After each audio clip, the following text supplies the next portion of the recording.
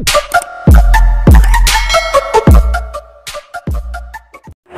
mga master! Welcome back again to our channel. Panibagong araw, panibagong kabanata na naman ang pagsamasamayin natin ngayong araw na ito. At kung bago ka sa ating channel, pag-click ang subscribe button and hit the notification bell para updated kayo sa ating mga susunod na videos. So mga master, bago natin simulan ang ating kabanata ngayong araw na ito, huwag po sana natin skip yung ads mga master no, dahil malaking bagay na po yan sa ating munting channel. So simulan na natin kabanata ngayong araw na ito. Let's go! Kabanata 5251-5270. Kabanata 5251.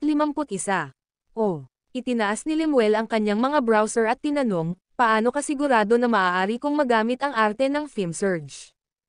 Ang FilmSurge art ay isang napakahalaga ngunit nakakagulo na kaalaman na kabilang sa Ju Academy. Sa pagkakaalam ko, isang miyembro lamang ng akademya ang pinamamahalaang maabot ang ika-4 na yugto ng sining ng FilmSurge. Bukod sa tagapagtatag ng academy, hindi isang solong tao ang pinamamahalaang master ang ika-5 at ika-6 na yugto. Panipi. Sumagot si James, iyon ay dahil alam ko na ikaw ang nagtatag ng Ju Academy, Lemuel Geraltos. Panipi. Ha? Ang mga mata ni Lemuel ay makitid habang sinuri niya ang mukha ni James. Nanatili siya sa paningin ng publiko at itinago ang kanyang presensya sa mahabang panahon.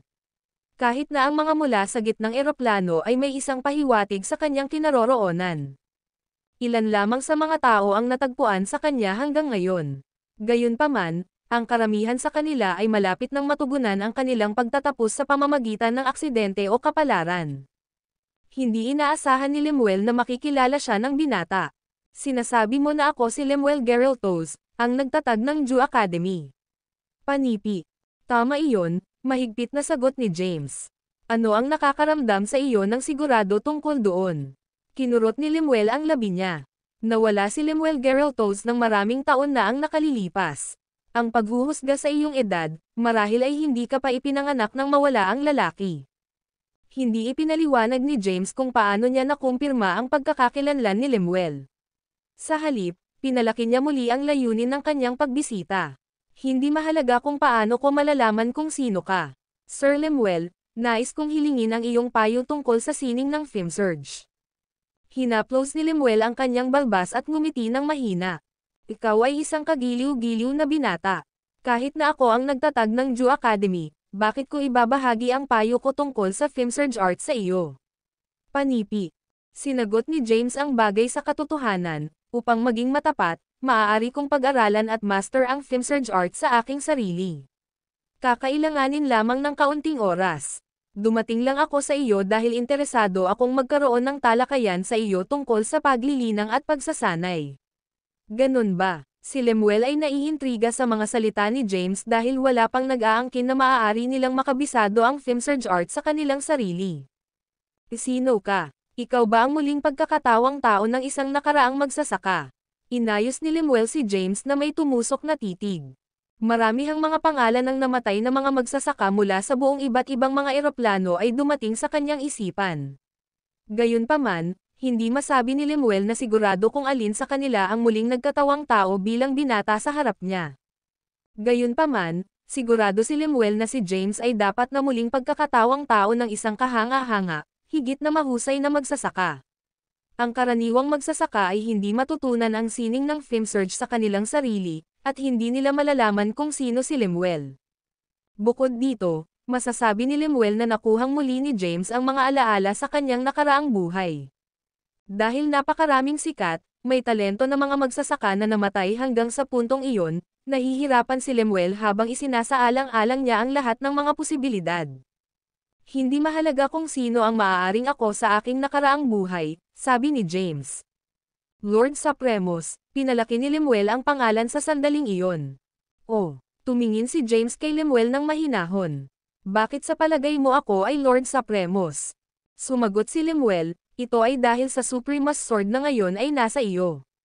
Kapag sinalakay mo ang Great Celestial Rank Cultivator kanina, pinamamahalaang mong mailabas ang malapit sa buong potensyal ng Suprema's Sword at humarap sa isang kritikal na suntok sa iyong kalaban. Kahit na si Qui-Regen Yashar ay hindi pa rin magagawa iyon sa kanyang kasalukuyang antas ng kapangyarihan. Panipi. Si Lemuel ay nagbigay ng pansin kay James mula pa nang dumating ang huli sa silid-aklatan noong nakaraang oras. Matapos niyang maalala kung paano ginamit ni James ang Suprema's Sword, sa wakas natanto ni Lemuel ang koneksyon sa pagitan nina James at Lord Supremos. Ito ay ikaw. Lumawak ang ngiti ni Lemuel. Naaalala ko pa rin kung paano mo pa napasok ang pinakamataas na ranggo noong una kitang nakilala sa iyong huling buhay. Sino ang nakakaalam na magpapatuloy ka upang makamit ang iba't ibang mga nagawa at kahit na magtatag ng Supremacium, na ngayon ay naging isang sobrang lakas. Ang video na ito ay edited by Urban Storytelling. Kabanata 5252. Sa pamamagitan ng kanyang pagmamasid, tinitiyak ni Lemuel na ang magsasaka ng tao sa harap niya ay ang muling pagkakatawang tao ng tagapagtatag ng Supremacium. Hindi nagulat si James na mabilis na nalaman ni Lemuel ang kanyang tunay na pagkakakilanlan. Inaasahan niya na marami mula kay Lemuel dahil alam niya ng mabuti kung paano may kakayahang ang matatandang magsasaka. Bukod dito, inilaan ni James para malaman ni Lemuel ang tungkol sa kanyang tunay na pagkakakilanlan. Ang iba pang mga magsasaka ay maaaring naligaw ni James nang binanggit niya ang pangalan ni Thaddeus. Gayunpaman, alam ni James na si Lemuel ay hindi maloko sa kanya. Gayunpaman, hindi talaga inamin ni James kung siya ay Lord Supremos o hindi. Sir Lemuel, maaari mo bang tulungan akong gabayan ako sa kung paano maabot ang ika-5 at ika-6 na yugto ng sining ng FilmSurge? Tanong ulit ni James. Kinuha ni Lemuel ang kanyang mga browser. Mula sa kanyang pananaw, ang tagapagtatag ng Supremacium ay hindi isang mahusay, patayo na tao. Ang taong iyon ay isang taong gagawa ng anumang kinakailangan upang makamit ang kanyang mga layunin. Si Lemuel ay labag sa ideya ni James mastering the FilmSurge art nang magkaroon na si James ng kaalaman sa Genesis Path banal na kasulatan. Gagawin nitong mas malaking banta si James sa mga tao sa iba't ibang mga eroplano. Inalis niya ang kanyang kamay. Dapat mong malaman ito sa iyong sarili dahil sinabi mong magagawa mo rin ito sa iyong sarili. Matapos marinig ang sagot ni Lemuel, natahimik si James at ibinaba ang tingin. Itinaas niya ang kanyang ulo makalipas ang ilang segundo. Maaari mo bang kalimutan na narito ako ngayon, Sir Lemuel? Kung may mga muling nagkatawang tao na mga magsasaka na magbisita sa iyo sa hinaharap, mangyaring huwag ipaalam sa kanila na narito ako ngayon. Ayaw kong makapasok sa anumang problema o salungatan. Pagkatapos, lumingon si James at naglakad palayo. Si Lemuel ay may isang mabagsik na ekspresyon sa kanyang mukha habang pinapanood niya ang receding figure ni James. Napapikit niya ng mahigpit ang kanyang kamao. Nagdebate si Lemuel sa loob kung dapat ba niyang paksain lamang si James, na isang potensyal na banta sa iba pang mga mortal, bago niya muling makuha ang kanyang buong kapangyarihan. Pagkaraan ng isang maikling sandali, pinakawalan ni Lemuel ang kanyang pagkakahawak. Nagpasya siyang obserbahan si James ng kaunti bago gumawa ng anumang aksyon laban sa kanya. Sa kabilang banda, lumabas na lang si James sa silid-aklatan. Pinagpapawisan ng pawis ang kanyang noo dahil hindi maiwasang makaramdam si James ng pagkabalisa sa pakikipag-usap kay Lemuel. Natagpuan niya si Lemuel na nakakatakot kahit sa kanyang nakaraang buhay. Ang kanyang desisyon na makipagkita kay Lemuel ay medyo sumugal. Kung ang kanyang mga hula ay hindi tumpak, mawawala na agad si James. Gayunpaman, tama ang mga instincts ni James.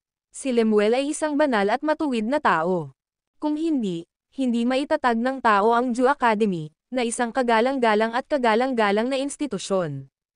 Bumalik si James sa Mount Caden makalipas ang ilang sandali. Natagpuan niya ang isang tahimik, liblib na lugar at umupo sa lupa.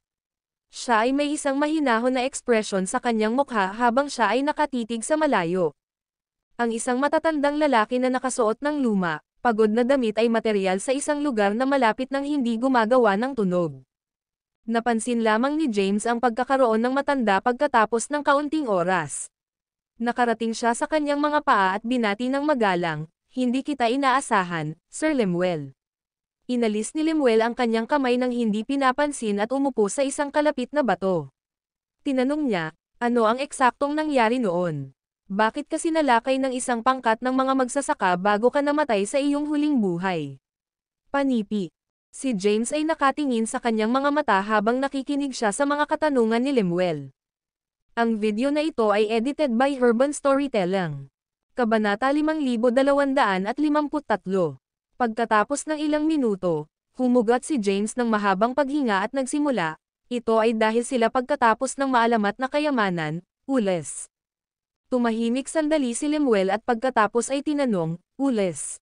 Ibig mo bang sabihin ang item na nabalitaan na may kakayahang pagalingin agad ang anumang mga sugat? Ang isa na nagagawang walang talo. Sa kanyang mga taon ng karanasan at kaalaman, alam ni Lemuel kung ano ang ules. MHM. Tumango si James. Bumalik noon, may nagsimula ng isang alingawngaw na mayroon akong mga pahiwatig sa kinaroroonan ng ules. Pagkatapos ay humantong ito sa isang labanan sa Supremacy. Kung hindi ito para sa iba't ibang mga kasanayan sa lagda na pinagkadalubhasaan ko, baka nawasak ako ng mga taong iyon. Panipi. Ang mga mata ni James ay sumabog ng galit habang naalala niya ang bahagi ng kanyang mga alaala. Gayunpaman, hindi pa rin niya napagtanto ang salarin na kumalat sa mga alingawngaw tungkol sa kanya at ang ules ay walang iba kundi si Lady Wicalia, ang kanyang mapait na admirer. Iyon lang ang nakaraan ngayon. Tumugon si Lemuel, dapat mong hayaan ang mga bygones na maging bygones at hindi na tumira sa nakaraan. Hayaan ang mga bygones na maging bygones. Itinuro ni James ang kanyang tingin kay Lemuel. Mas madaling sabihin kaysa sa tapos na. Panipi. Si Lemuel ay nagbigay ng isang pagod na buntong hininga. Kung iginiit mo ang iyong paghihiganti, ang aming mga mundo at ang mga tao sa loob nito ay maaaring magdusa ng dugo sa lalong madaling panahon. Kahit na nabuhay ni Lemuel ang kanyang buhay sa pag-iisa, gayunpaman ay pinanatili niya ang kanyang sarili na na-update sa mga pangunahing insidente na nangyari sa paligid nila. Sa makatuwid, naalala niya kung gaano nakakatakot at madugong ang labanan sa Supremacy ay dahil kasangkot ito sa hindi mabilang na mga magsasaka sa oras na iyon. Si James ay may isang matitinding pagtingin sa kanyang mga mata. Napakaraming madilim at makasalanang nilalang na umiiral sa iba't ibang mga eroplano ng pagkakaroon, kabilang ang gitnang eroplano. Dapat nating alisin ang bawat isa sa kanila upang magdulot ng pagbabago sa ating mundo. Panipi. Si Lemuel ay nag-retort, hindi ba tayo maayos ngayon?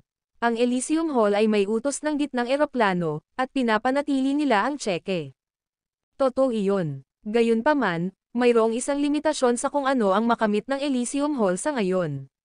Karamihan sa mga karampatang at makapangyarihang mga magsasaka ay hindi tunay na kinikilala ang katayuan at kapangyarihan ng Elysium Hall, sinabi ni James na bagay. Bata, natupok ka rin sa iyong sama ng loob. Hindi ito sama ng loob. Anumang mga damdamin ng sama ng loob na namatay ako kasama ang aking pagpasa sa aking huling buhay. Ang gusto ko ngayon ay para ihain ang hustisya. Gusto ko lang lumikha ng isang mundo kung saan ang aking pamilya ay mabubuhay ng ligtas at mapayapa. Kung hindi ko aalisin ang mga taong iyon bago nila napagtanto na ako ay muling nagkatawang tao, tiyak na papatayin nila ako at ang aking kasalukuyang pamilya sa unang pagkakataon. Iyon ay kung paano ito palaging nasa mundo ng paglilinang. Hindi ko inaasahan na maiintindihan mo o tulungan mo ako, Sir Lemuel. Gayunpaman, mangyaring huwag subukang pag-usapan ako rito. Panipi. Nanatiling tahimik si Lemuel habang tinitignan niya si James. Nagpatuloy si James, ang aking kapangyarihan at ranggo ng paglilinang ay malayo sa kasiya siya ngayon. Iyon ang dahilan kung bakit sinusubukan kong makabisado ang sining ng FilmSurge. Kung makamit ko ang ika-5 o ika-6 na yugto ng sining ng FilmSurge, magkakaroon ako ng sapat na kapangyarihan upang mapanatili ang aking sarili. Iyon ang dahilan kung bakit ko kayo nakita sa kabila ng mga panganib. Panipi. Nagpapatuloy siya, tapat bang iniisip mo na ang mga bagay ay tama na ngayon, Sir Lemuel? Nanatili ka sa pag-iisa sa lahat ng oras na ito.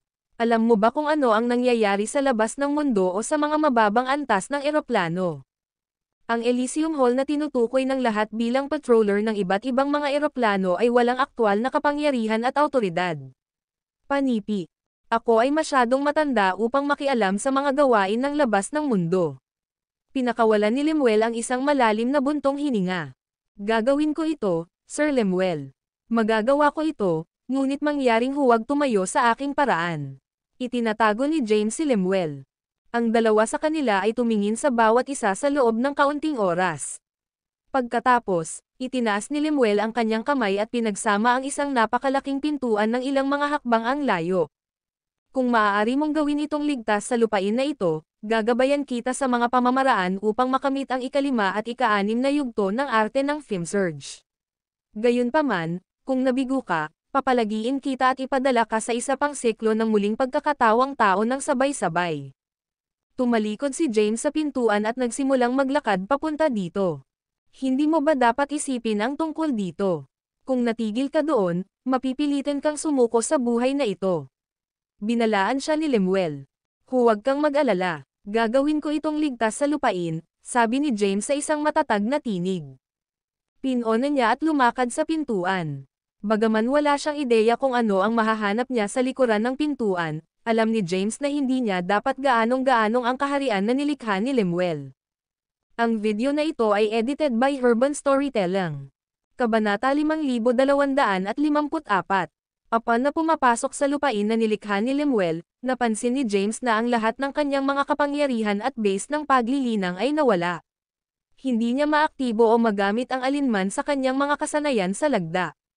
Di nagtagal, dumating si James sa isang maliit na nayon. Ang mga taga-baryo ay lahat ng mga karaniwang tao na walang mga espesyal na kapangyarihan o base ng paglilinang. Pinangunahan ni James ang kanyang mga browser habang napansin niya ang kanyang paligid at isinasaalang-alang ang mga pagbabago sa kanyang katawan. Nagungol siya sa isang mababang tinig, anong uri ng mga pagsubok ang aking haharapin sa kaharian na ito? Si James ay walang clue kung ano ang sinusubukan ni Lemuel na subukan siya sa pamamagitan ng pagpapakita ng kaharian na ito. Sinabi lamang ni Lemuel na kailangang gawin ito ni James sa lupain upang mabilang ito bilang isang tagumpay. Gayunpaman, si James ay walang kapangyarihan o kakayahan sa ngayon. Wala rin siyang ideya kung gaano kalaki ang kaharian o kung gaano katagal aabutin siya upang maabot ang gilid ng kaharian. Nawala si James tungkol sa dapat niyang gawin sa puntong iyon. Habang naglibot si James sa paligid ng nayon, napansin niya na kaunti sa 100 pamilya ang nakatira sa lugar. Ang ilang mga tao ay nakahiga ng walang listahan sa mga lansangan, na lumilitaw na mahina at may sakit. Ang ilan sa kanila ay kahit na humagulgol sa sakit. Kahit na nawala ang kanyang mga kapangyarihan, masasabi ni James mula sa kanyang karanasan na ang nayon ay malamang na sinaktan ng isang salot. Maya-maya pa, nangyari si James sa isang klinika. Nakikita niya ang maraming mga pasyente na natipon sa labas ng klinika. Ang mga taong iyon ay tila pagod habang nakaupo o humiga sa lupa upang magpahinga pansamantala. Si James ay niniting ang kanyang mga browser habang sinubukan niyang malaman kung bakit niya nasasaksihan ang mga sitwasyong ito sa lupain. Noon lamang, ang ilang mga lalaki ay lumabas sa klinika habang ang pag-hoist sa kung ano ang tila bangkay ng isang pasyente. Pagkatapos ay tumungo ang grupo patungo sa periphery ng nayon. Pagkatapos, inilagay nila ang katawan sa isang bundle ng mga dayami at sinunog ito. Say, ang langit ay pinabayaan tayo. Ito ba ang katapusan ng aming nayon? Ang mga taga-baryo ay lumilitaw na nakakahiya habang pinapanood nila ang katawan na sumabog sa apoy. Naghiwalay si James sa karamihan at bumalik sa klinika. Siya ay may isang nakamamanghang pagtingin sa kanyang mga mata habang tinitigan niya ang pasukan ng klinika. Gusto ba ko si Lemuel na i-save ko ang mga taga-baryo na ito? Nag-isip si James. Habang pinalaki niya iyon, sinimulan ni James na suriin ang mga kondisyon ng maraming mga taga-baryo. Yamang si James ay isang bihasang doktor, nagtataglay siya ng sapat na kaalaman tungkol sa iba't ibang mga sakit at sakit. Matapos tingnan ang mga pasyente, si James ay may isang magaspang na ideya tungkol sa kung ano ang sakit na pinaghirapan ng mga taga-baryo. Pagkatapos, nakolekta ni James ang mga halamang gamot mula sa isang kalapit na bundok at nagsimulang gamutin ang mga taga-baryo sa pamamagitan ng paggawa ng tamang lunas. Kalaunan, parami ng parami ang mga taga-baryo ay gumaling matapos matanggap ang paggamot ni James. Sa huli, ang buhay ng mga taga-baryo ay bumalik sa normal dahil ang salot ay ganap na curb. Samantala, nag-ayos si James sa nayon na iyon. Hindi siya pinadalhan ng lupain kahit na matapos niyang pagalingin ang lahat ng mga taga-baryo. Sa isang sulyap ng isang mata, si James ay nanatili sa nayon ng maraming taon. Habang lumipas ang mas matandang henerasyon at tinanggap ng mga taga-baryo ang ilang mga bagong panganak, lumitaw pa rin si James na pareho kahit na lumipas ang isang mahabang panahon. Isang gabi, si James ay nagpapahinga sa kanyang bahay. Ang isang nayon na dumadaan sa bahay ni James ay nakakuha ng malaking pagkabigla nang makita nila ang anino ng isang malaking halimaw na cast sa bintana. Ang lalaki ay nag-scrambled off frantically at sinabi sa iba kung ano ang kanyang nakita. Di nagtagal, nagtipon ang mga taga-baryo sa labas ng bahay ni James at nakita rin ang anino ng halimaw. Habang si James ay nasa gitna ng isang pagmumuni-muni, sinira ng mga taga-baryo ang pintuan at sumugod sa kanyang bahay. Si James ay may nalilito na ekspresyon sa kanyang mukha. Nakarating siya sa kanyang mga paa at tinanong, "Punong, ano ang bagay?" Ang pinuno ng nayon ay isang matandang lalaki. Siya ay isang binata sa kanyang 20s nang unang lumitaw si James sa nayon. "James, halimaw ka ba?" Galit na sigaw ang hepe ng nayon. "Ikaw ang nagpalaganap ng salot 50 taon na ang nakakaraan upang maaari kang magpanggap na tagapagligtas ng nayon na ito. Tama ba ako?" Ang video na ito ay edited by Urban Storytelling. Kabanata 5255. Isang maliit na frown drew James na magkasama. "Bakit mo sasabihin iyon?" Ang pinuno ng nayon ay nagturo sa sahig. Ibinaba ni James ang kanyang tingin at nakita ang isang kakaibang paningin. Ang kanyang anino na cast sa sahig ay wala sa hugis ng isang normal na tao. Sa halip, nakikita niya ang anyo ng isang malaking halimaw na may mahabang claws. "Itali mo siya." Ang hepe ng nayon ay nakayuko. Maraming mga malalaking, matangkad na lalaki ang umagaw kay James at pinindot siya sa sahig. Sinubukan ni James na makipaglaban sa kanilang hawak.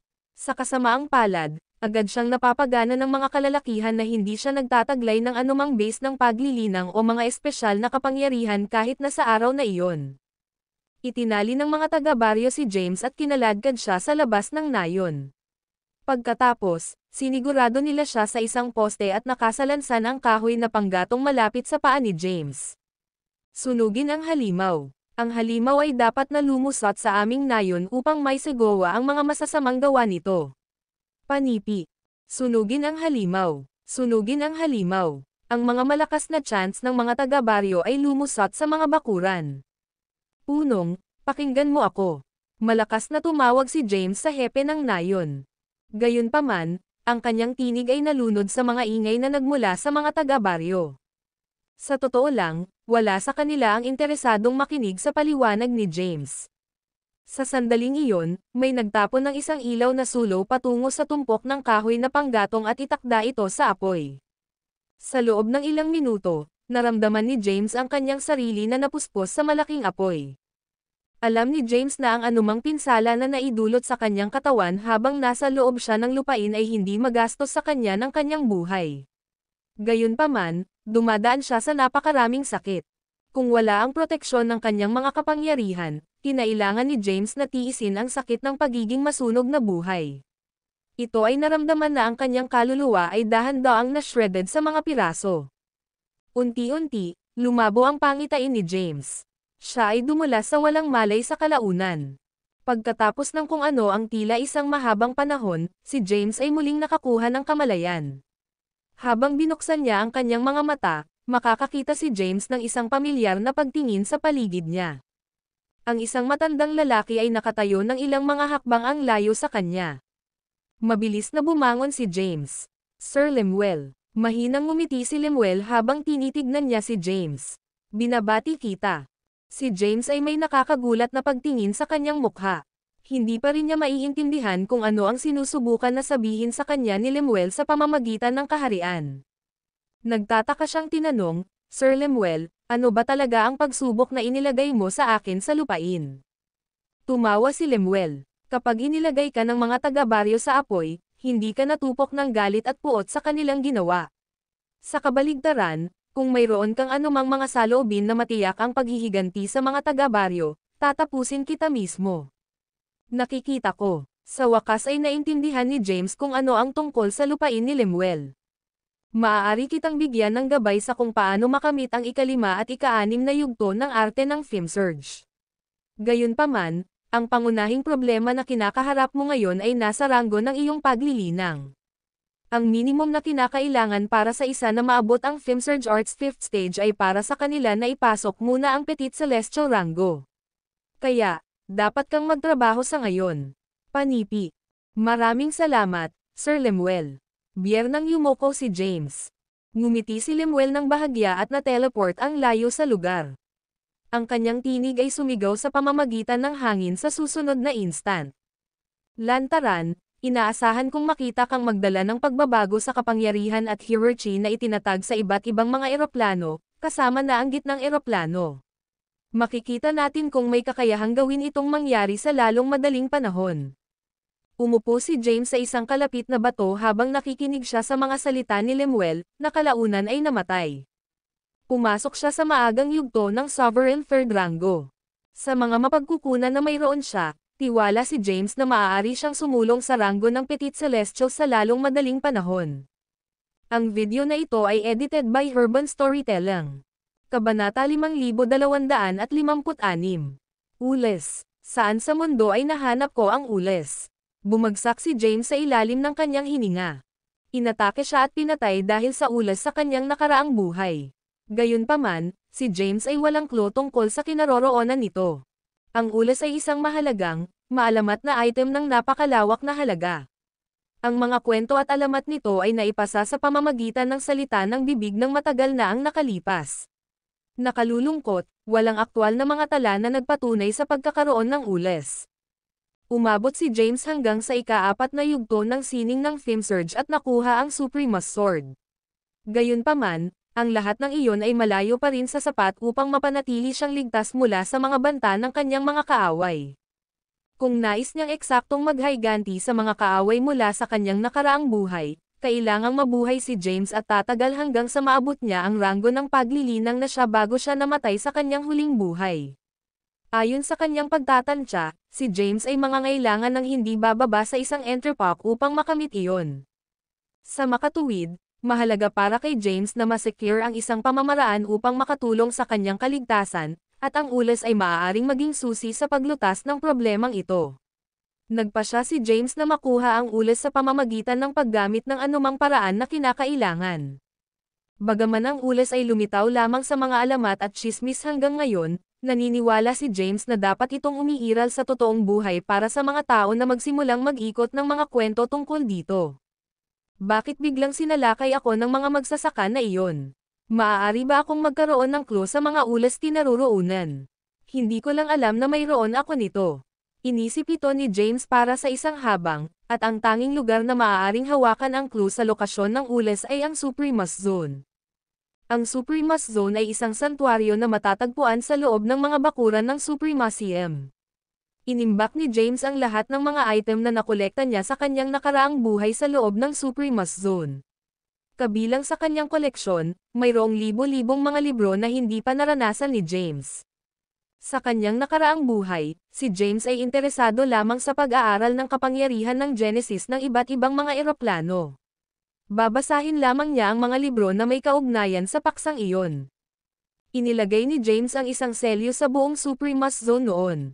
Ang selyo ay naglalaman ng pinakamataas na anyo ng kapangyarihan ng Genesis, at si James ang nag-iisang taong marunong mag-alis nito. Kahit na ang kasalukuyang may-ari ng Supremacium, Quirigen, ay hindi ma-access ang Suprema's Zone dahil sa selyo ni James. Bukod dito, ang hindi mabilang na mga kayamanan ay nakaimbak sa loob ng Suprema's Zone. Hindi gaanong ginamit ni James ang for them noong nakaraan, ngunit ang mga item na iyon ay maaaring madaling gamitin para sa kanya ngayon. Isinasaalang-alang pa ni James kung dapat ba siyang maglakbay sa Supremacium at mag-sneak sa Suprema's Zone upang mailabas ng maingat ang mga kayamanan. Gayunpaman, mabilis niyang nagpasya na huwag gawin ito. Sa kanyang kasalukuyang ranggo ng paglilinang, mahuli ni James ang instant na nakarating siya sa Supremacium. Matapos isantabi ang mga bagay na iyon, tumawid si James sa kanyang mga binti at nagsimulang magmuni-muni. Kasabay nito, si Zimmel at maraming iba pang mga miyembro ng Jew Academy ay nagtipon sa loob ng kanilang pangunahing bulwagan. Lahat sila ay nakatingin sa isang tao na nakasuot ng isang puting balabal na may masalimuot na mga pattern ng ulap na may berda dito. Sir Zimmel, ang Suprema's Lotus ay malapit nang mapunta sa buong pamumulaklak sa lalong madaling panahon. Sa makatuwid, ang Panginoon ng Supremacium ay nag-aanyaya sa hindi mabilang na higit na mahusay na mga magsasaka sa isang pagtitipon sa Supremacium upang masaksihan ang kadakilaan ng Suprema's Lotus sa buong pamumulaklak nito. Panipi. Ang messenger mula sa Supremacium ay nagbigay ng isang card ng paanyaya kay Zimal. Sumagot si Zimal sa isang malalim na tinig, sige. Ang Ju Academy ay magpapadala ng aming kinatawan upang dumalo sa kaganapan. Matapos maglakad ang messenger sa labas ng pangunahing bulwagan, pinahihit ni Zimal ang tingin sa mga matatanda na nakatayo sa tabi niya. Tinanong niya, mayroon bang interesado na dumalo sa kaganapan ng Supremacium? Nang marinig ang tanong, tumalikod si Jorah. Pagkatapos, ang iba pang mga matatanda ay nagmamadaling kumuha ng ilang mga hakbang pabalik din. Ang video na ito ay edited by Urban Storytelling. Kabanata 5257. Zimal ay pinched ang tulay ng kanyang ilong. Wala sa inyo ang handang pumunta. Sumagot si Jorah, ang Supremacium ay madalas na mag-host ng mga walang kahulugan na pagtitipon. Ang Supremas Lotus ay talagang isang mahalagang bagay, at ang Supremacium ay palaging inanyayahan ang iba pang mga magsasaka na panoorin ang namumulaklak. Gayunpaman, ano ang punto sa amin na naruroon kung ang mga miyembro ng Supremacium ay hindi magbabahagi ng mga bahagi ng Lotus sa mga tagalabas? Hindi ko sinasayang ang aking oras sa paglalakbay doon nang wala. Panipi. Bakit hindi natin tatanungin ang aming bagong nakatatanda, 49, na dumalo sa kaganapan? Iminungkahi ng isa sa mga matatanda. Umiling-iling si Zimal. Hindi iyon angkop. Ang Supremacium marahil ay hindi malugod na tatanggapin ang 49. Kinuha lang niya ang Supremas Sword ni Qui-Regen Yashar, kaya't si Qui-Regen ay hindi maaaring magkaroon ng anumang magiliw na damdamin sa loob ng 49. 49 ay maaaring nasa panganib kung dumalo siya sa kaganapan. Panipi. Ngumisi si Jorah. Ano ang maaari nilang gawin sa kanya? Si Elder 49 ay dadalo sa kaganapan bilang kinatawan ng Ju Academy. Hindi maaaring subukan ng Supremacium na saktan siya sa harap ng iba pang mga dumalo. Matapos ang pagsasaalang-alang ng isang maikling sandali, inutusan ni Zimal ang isa sa kanyang mga alagad, ikaw doon, ipagbigay alam kay Elder 49 na dumating sa pangunahing bulwagan. Panipi. Samantala, isinasagawa ni James ang kanyang pagmumuni-muni nang dumating ang alagad ni Zimal sa Mount Cayden. Elder 49, nais ni Sir Zimal na makita ka sa pangunahing bulwagan.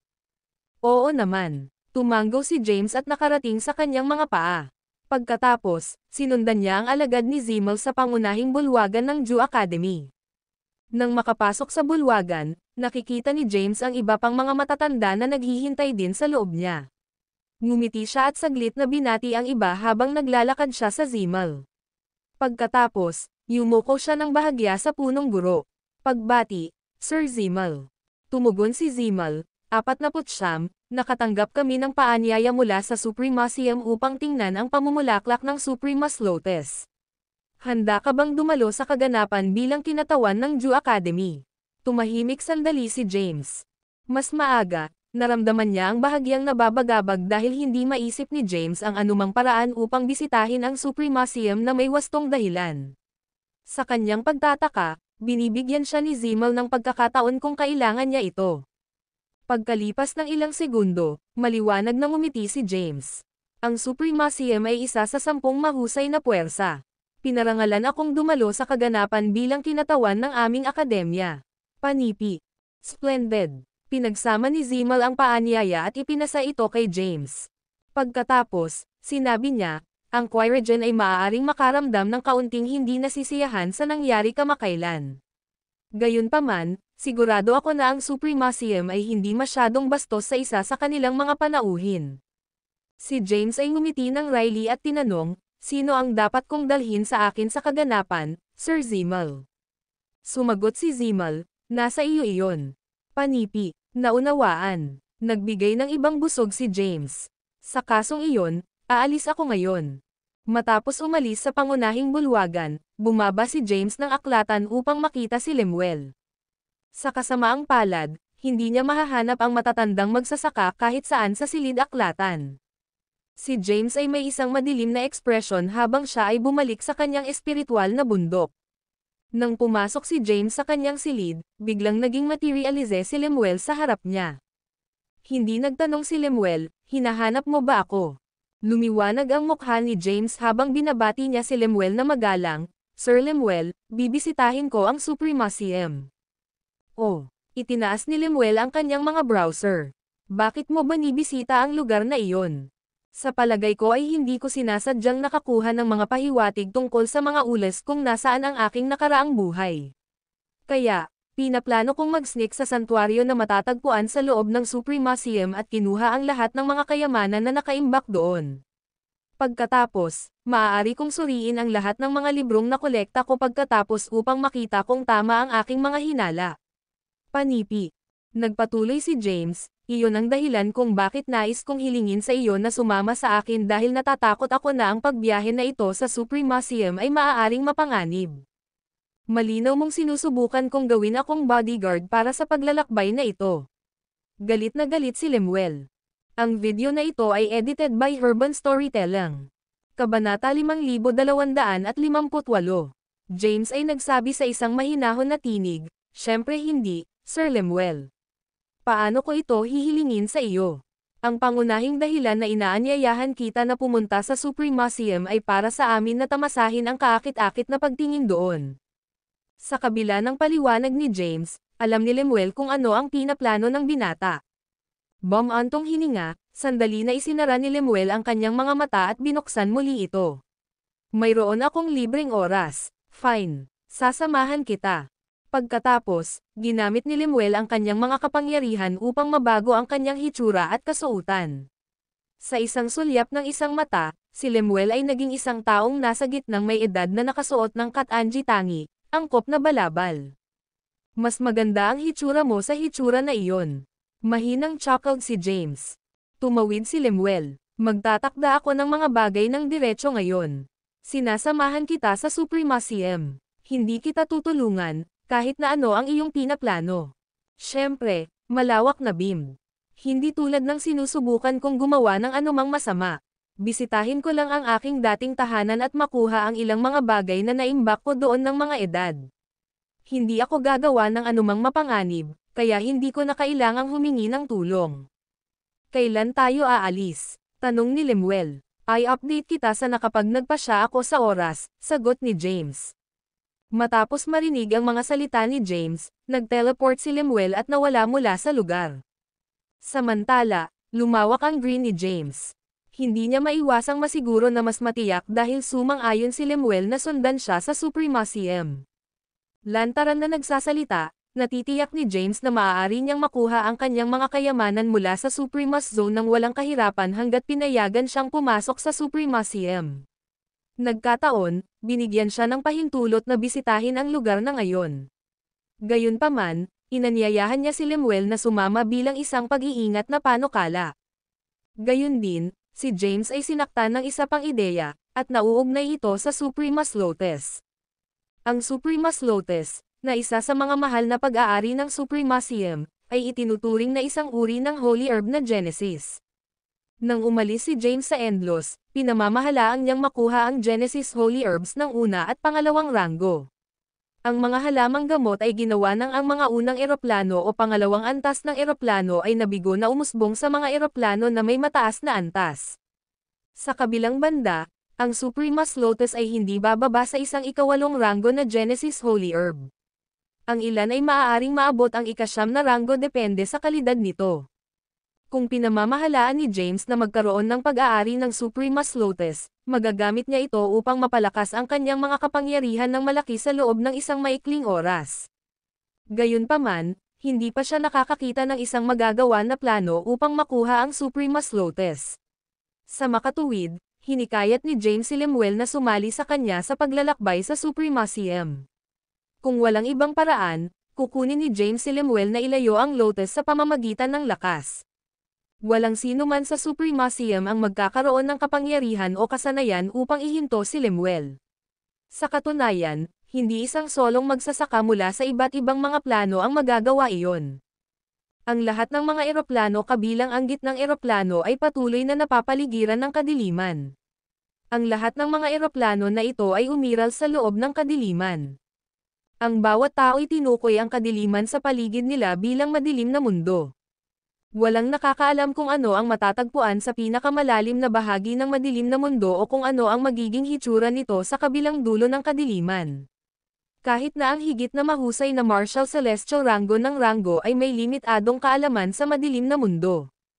Karamihan sa kanila ay nasa ilalim ng impresyon na walang katapusan sa kadiliman na ito at walang nabubuhay na nilalang na naninirahan sa mga lugar na iyon. Ang madilim na mundo ay naglalaman lamang ng hindi kilalang mga kapangyarihan na nakakatakot sa mga nabubuhay na nilalang. Itinago ni James ang eroplano ng Endless na ligtas na nakatago. Kahit na ang mga magsasaka sa rurok ng Martial Celestial Rango ay hindi makakakita o makahanap ng lokasyon ng eroplano ng Endless. Ang kasalukuyang tirahan ni Wyatt Dalibor, ang Mount Hetsema, ay matatagpuan sa lugar na mayroon sa pagitan ng eroplano ng Endless at ang madilim na mundo. Si Wyatt ay nakatira doon kasama ang muling pagkakatawang tao ni Yemima. Ang mag-asawa ay nahulog sa pag-ibig at ipinanganak ang kanilang anak. Ang video na ito ay edited by Urban Storytelling. Kabanata 5259. Isang araw, naramdaman ni Wyatt ang isang hindi pangkaraniwang mapagkukunan ng enerhiya na nagmula sa labas ng Mount Hetsema. Tumalon siya sa kanyang mga paa at pinaihit ang kanyang mga mata sa direksyon ng madilim na mundo. Sa kanyang mga kapangyarihan, maaaring makita ni Wyatt ang libo-libong mga nilalang na naglalakbay mula sa madilim na mundo patungo sa kanyang direksyon. Ang tropa ay pinangunahan ng isang matandang lalaki sa isang itim na balabal. Sa kanyang balabal, ang pattern ng isang bundok ay makikita na may berda dito. Ang mga nilalang na iyon ay malapit nang dumaan sa Mount Hetsema sa lalong madaling panahon. Sino ka? Nag-teleport si Wyatt at muling napakita ng ilang metro ang layo mula sa napakalaking tropa habang sinubukan niyang hadlangan ang kanilang landas. Nawala. Ang matandang lalaki ay yumuko sa isang malalim na tinig. Sandali na natigilan si Wyatt habang siya ay tinamaan ng boses na bingi. Ang kanyang isip ay naging blanko para sa susunod na ilang segundo. Sa oras na nakuha niya ang kanyang mga pandama, ang tropa ng hindi kilalang mga nilalang ay nawala mula sa kanyang paningin. Hindi makita ni Wyatt ang kanilang presensya o aura kahit gaano kalayo ang iniunat niya ang kanyang pandama. Samantala, isang pangkat ng mga nilalang ang lumitaw sa labas ng gate ng South Heaven sa universo ng tao. Ang mga kalalakihan na iyon ay lumuhad at umawit ng magkakaisa, ang iyong kataas-taasan, narito kami upang ma-escort ka sa bahay. Ang kanilang mga tinig ay bumagsak sa buong korte ng langit. Nang marinig ang ingay, si Jacopo, Winnie, at ang iba pa ay naging material malapit sa South Heaven Gate. Maya-maya pa, dumating din doon si Thea. Si Thea ay nag-furrow ng kanyang mga browser habang nakita niya ang tropa na naghihintay sa labas ng gate. Tumagal siya ng ilang hakbang at tinanong, sino ang iyong tinitingnan? Ang matandang lalaki na nakatayo sa harap ng tropa ay lumakad papunta sa Thea at bumaba sa isang tuhod. Binati niya siya ng magalang, pagbati sa prinsesa. Princess. Ako, si Thea ay may hitsura ng pagkalito sa kanyang mukha. Kung ang isang tao mula sa mga mataas na antas ng eroplano ay nakasaksi sa nangyayari sa korte ng langit, mabigas sila sa kanilang mga wits. Iyon ay dahil ang lahat ng mga kalalakihan sa tropa ay mahusay na mga magsasaka sa ranggo ng Celestial. Bukod dito, ang matandang lalaki ay nakaluhod bago nakamit ni Thea ang rurok ng Martial Celestial Rango. Ang lahat ng mga kalalakihan na ito ay lumuhad, at walang sino man sa iba't ibang mga eroplano ang nakatanggap ng naturang paggamot. Ang iyong kataas-taasan, panipi, itinaas ng matandang lalaki ang kanyang ulo at tumingin kay Thea. Ikaw ang aming prinsesa. Galing ka sa isa sa apat na sinaunang karera mula sa madilim na daigdig, ang lahi ng Mevrai. Ang isang digmaang sibil ay sumabog sa aming teritoryo noong ipinanganak ka lang. Kailangang palayo ka ng aming Panginoon para sa kapakanan ng iyong kaligtasan noon. Ngayon na ang digmaan ay tapos na, pinadalhan tayo ng ating Panginoon upang ma-escort ka sa bahay. Panipi. Lahat ng mga magsasaka ng tao ay nagulat ang lahat ng marinig ang mga salita ng lalaki. Wala sa kanila ang nakarinig ng pangalan ng lahi ng Mevrai dati. Gayunpaman, lahat sila ay nakakaramdam ng isang kakilakilabot na dami ng aura na nagmula sa pangkat ng mga kalalakihan na nakaluhod sa harap ni Thea. Ako, si Thea ay nawawala sa mga salita. Sinabi sa kanya ni Zabel tungkol sa kung paano niya nahanap si Thea sa periphery of the Dark World noong nakaraan. Gayunpaman, walang karagdagang impormasyon tungkol sa kanyang pinagmulan o background. Ano ang kahulugan ng lahat ng ito? Tinanong ni Thea, ano ang apat na sinaunang karera? Ano ba talaga ang lahi ng Mevrai? Ang iyong kataas-taasan, dapat mo akong sundin pabalik sa aming teritoryo. Ipapaliwanag ng Panginoon ang lahat ng ito sa iyo kapag nakita mo siya, sagot ng lalaki. Tumalikod si Thea upang tumingin sa kanyang mga anak at sa kanyang mga tao. Matapos ang isang maikling sandali, sumagot siya, sige. Sasamahan kita matapos ang mga kinakailangang pag-aayos para sa eroplano ng Endlos. Iniisip ni Thea na iwanan ang eroplano ng Endlos upang maghanap kay James sa gitnang eroplano sa loob ng kaunting oras ngayon. Gayunpaman, hindi niya inaasahan na ang kanyang tunay na pamilya ay darating na naghahanap para sa kanya ngayon. Nais niyang malaman ang higit pa tungkol sa kanyang aktwal na background. Ang video na ito ay edited by Urban Storytelling. Kabanata 5260.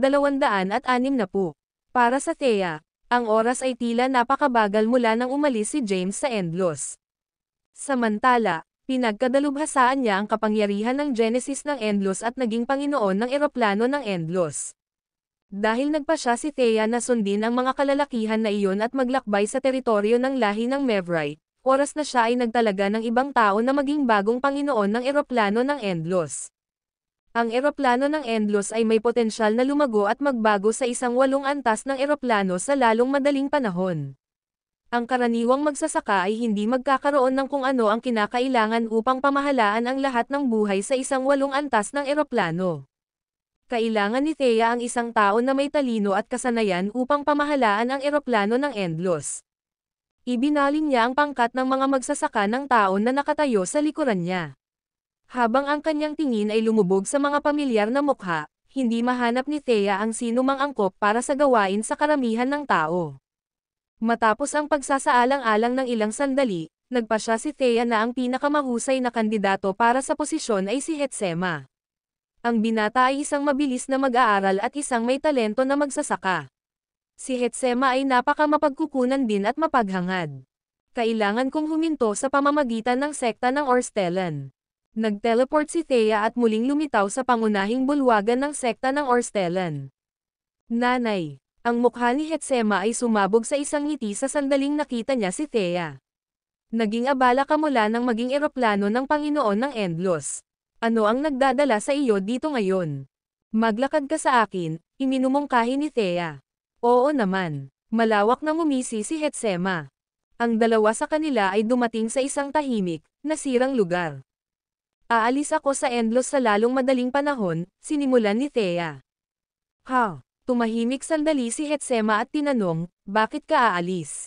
Hindi ipinaliwanag ni Thea ang tungkol sa dahilan.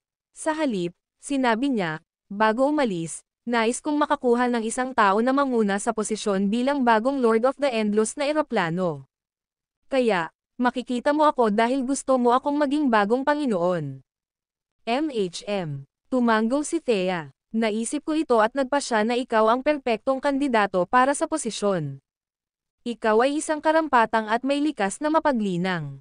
Mayroon kaming maraming mga mahusay na magsasaka na naninirahan sa eroplano ng Endlos. Sa oras, marami pa sa mga magsasaka na ginawa sa Endlos. Ang normal na magsasaka ay hindi mapapanatili ang lahat ng mga taong ito. Gayunpaman, tiwala ako na magagawa mo iyon habang namamahala sa eroplano ng Endlos. Tiyakin kong gumawa ng isang magandang trabaho. Hindi kita pababayaan. Nagpapatuloy si Hetsema, nalaman ko na lang ang lahat ng kaalaman na nilalaman sa Genesis Path banal na kasulatan. Ang aking mga kapangyarihan at ranggo ng paglilinang ay hindi pa rin sapat sa ngayon. Gayunpaman, ako ay magiging numero 1 magsasaka sa Endlos sa pamamagitan ng paglalagay ng kaalaman sa Genesis Path banal na kasulatan at ang mga mapagkukunan na mayroon tayo dito sa Endlos upang magamit. Panipi. Sundan mo ako. Dinala ni Thea si Hetsema sa pangunahing lugar ng bagong Endlos. Pagkatapos, nilinang niya siya ang kapangyarihan ng Genesis ng eroplano ng Endlos sa lugar na iyon upang siya ay maging bagong Panginoon ng eroplano ng Endlos. Pagkatapos nito, bumalik si Thea sa Korte ng Langit. Ang mga tao ay nagtipon sa loob ng pangunahing bulwagan ng Korte ng Langit. Nanay, Si Jacopo at ang iba pa ay may masamang hitsura sa kanilang mga mukha. Ang video na ito ay edited by Urban Storytelling. Kabanata 5261. Napatingin sa kanyang mga anak na kaibig-ibig at sinabing, pagkatapos kong umalis, huwag pabayaan ang iyong paglilinang. Sa pamamagitan ng supernatural na kapangyarihan na naiwan ni James at ang mga mapagkukunan ng eroplano ng Endlos, lahat kayo ay maabot ang mahusay na ranggo ng langit o mas mataas. Sa labas ng gate ng South Heaven, isang pangkat mula sa lahi ng Mevrai ang naghihintay para sa Thea na gumawa ng mga pag-aayos sa eroplano ng Endlos. Ang pagbid ng Thea ay palom sa mga miyembro ng Korte ng Langit. Di nagtagal, naglakad siya palabas ng Korte ng Langit. Binati siya ng grupo ng magkakaisa, Princess. Ang powerhouse sa Martial Celestial Rango ay lumapit, Yumoko, at tinanong ng magalang, maaari ba tayong umalis ngayon, Princess? Tumango si Thea. Ang isang lumilipad na pakikipaglaban ay agad na lumitaw sa labas ng Korte ng Langit. Tinanggap ng grupo ang Thea na nakasakay. Matapos dumating ang Thea at ang pangkat ng mga powerhouse mula sa lahi ng Mevrai, umalis ang flying battleship at pumasok sa kadiliman. Si Thea ay nasa loob ng isang silid sa pakikipaglaban. Isang matandang lalaki ang tumayo sa harap niya at sinabi ng magalang, ang pangalan ko ay Zonderquants, Princess. Tumango si Thea at tumugon, sige. Maaari mo bang sabihin sa akin ang pinagmulan ng 4 na sinaunang karera ng Dark World? Nag-isip sandali si Zonder at tinanong, gaano mo alam ang tungkol sa mundong ito, Princess? Nang walang pag-aatubili, sumagot siya, mula sa alam ko, maraming mga eroplano, kasama na ang gitnang eroplano. Iyon lang. Tiningnan siya ni Zonder sa pagkalito. Ibinalik ni Thea ang kanyang tingin at tinanong, oo. Mali ba ako? Ipinaliwanag ni Zonder, tama ka, ngunit iyon ay isang maliit na bahagi ng ating mundo. Ang madilim na mundo ay mas malalim at mas malawak kaysa sa malalaman natin. Lahat ng mga eroplano ay nabuo sa loob ng madilim na mundo. Walang nakakaalam kung saan ang kadiliman ay humahantong, o kung nasaan ang mga hangganan nito. Ano ang iba pang mga bagay na nakatago sa kadiliman ay hindi rin sigurado. Hindi kahit na ang 4 na sinaunang karera ng mundo ay maaaring sabihin ng sigurado. Tinanong muli ni Thea, ano ang 4 na sinaunang karera? Aling mga eroplano ang kinabibilangan nila? Sumagot si Zonder, ang 4 na sinaunang karera ay hindi kabilang sa anumang eroplano, ngunit sa parehong oras, kabilang din sila sa lahat ng mga eroplano dahil ang bawat eroplano na umiiral ay ipinanganak sa loob ng madilim na mundo. Ang mga browser ng Thea ay lumabo. Ipinaliwanag ni Zonder, bukod sa mga eroplano na alam natin, may ilang iba pang mga puwang sa loob ng madilim na mundo na angkop na tatahan. Hindi sila mga eroplano. Sa katunayan, mas advanced na sila. Ang mga nabubuhay na nilalang sa mga puwang na ito ay umiiral bago pa ipinanganak ang unang eroplano.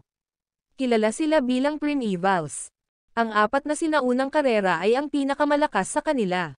Sa lahat ng mga eroplano, walang anuman ang nakakaalam tungkol sa 4 na sinaunang karera ng Dark World mula nang sila ay ipinanganak sa kani-kanilang mga eroplano. Kahit na naabot nila ang mahusay na taas sa kanilang paglilinang, ang kanilang kaalaman ay limitado sa mga eroplano. Wala silang pagkakataon na makipag-ugnay sa mga pangunahin o 4 na sinaunang karera. Ang mga nangungunang powerhouse lamang ang maaaring mag-iwan ng kanilang mga eroplano, at ang mga nag-vent sa madilim na mundo ay maaaring malaman ang tungkol sa mga pangunahin at ang 4 na sinaunang karera. Si Thea ay may mas malinaw na larawan ng sitwasyon ng madilim na daigdig. Paano inihahambing ang lakas ng 4 na sinaunang karera ng Dark World sa hindi mabilang na mga eroplano? Tanong ni Thea. Sumagot si Xander, ang isang ordinaryong pagkatao mula sa isang primitive na lahi ay hindi maihahambing sa isa mula sa isang malakas na eroplano. Ang gitnang eroplano ay puno ng mga powerhouse. Gayunpaman, maraming iba't ibang mga makapangyarihang karera sa gitna ng mga pangunahin. Matagal na silang nasa paligid, at kahit na mayroon silang average na potensyal, magiging malakas sila pagkatapos mabuhay ng matagal. Panipi. Ang mga primevals at ang hindi mabilang na mga eroplano ay parehong malakas. Imposibleng sabihin kung alin ang mas malakas kaysa sa isa pa. Paano inihahambing ang 4 na sinaunang karera ng Dark World sa iba't ibang mga eroplano? Tanong ni Thea. Sumagot si Xander, ang alinman sa apat na sinaunang karera ay madaling maduraj ang ilang mga eroplano. Sa pamamagitan lamang ng ilang mga salita, ang Thea ay may isang magaspang na pag-unawa sa apat na sinaunang karera ng lakas. Gayunpaman, may ilang mga powerhouse na ipinanganak sa hindi mabilang na mga eroplano na kahit na ang apat na sinaunang karera ay nag-iingat. Ang video na ito ay edited by Urban Storytelling. Kabanata 5262. Mula sa maikling pag-uusap, natutunan ni Thea ang apat na sinaunang karera ng Dark World ay hindi kapani-paniwalang makapangyarihan. Sa kabila nito, ang hindi mabilang na mga eroplano ay hindi dapat ma-underestimated alinman dahil mayroong mga powerhouse na kahit na ang apat na sinaunang karera ay nag-iingat. Bigla, naalala ni Thea ang isang bagay at tinanong, narinig mo na ba ang Genesis Path banal na kasulatan? Naguguluhan si Thea kung paano napakaraming supernatural na kapangyarihan si James na nagmula sa labas ng eroplano ng Endlos. Hindi niya ito ipinaliwanag sa kanya, kaya nais niyang malaman ang katotohanan. Natigilan si Xander. Tumingin siya kay Thea at tinanong, ang Genesis Path banal na kasulatan. Alam mo tungkol dito, panipi. Tumanggaw si Thea. Oo, narinig ko ang tungkol dito. Ipinaliwanag ni Xander, maraming mga mahuhusay na powerhouse sa hindi mabilang na mga eroplano. Ang taong lumikha ng Genesis Path na banal na kasulatan ay isang henyo na may malaking potensyal. Nakakuha siya ng malaking lakas sa loob lamang ng isang maikling panahon, at nilikha niya ang Genesis Path banal na kasulatan. Sa kasamaang palad, namatay siya sa isang insidente. Kung hindi man, sa kanyang potensyal, siya ay magiging isang pag-iral na kahit na ang apat na sinaunang karera ay matakot. Panipi. Naintriga. Tinanong ni Thea, anong uri siya? Si Xander ay mula sa lahi ng Mevrai. Bagaman ang karamihan sa mga primeval ay hindi gumagalaw sa mga eroplano, mayroon silang kanilang mga network ng intelihensya sa iba't ibang mga eroplano. Kaya, alam nila ang tungkol sa mga makabuluhang kaganapan sa mga eroplano.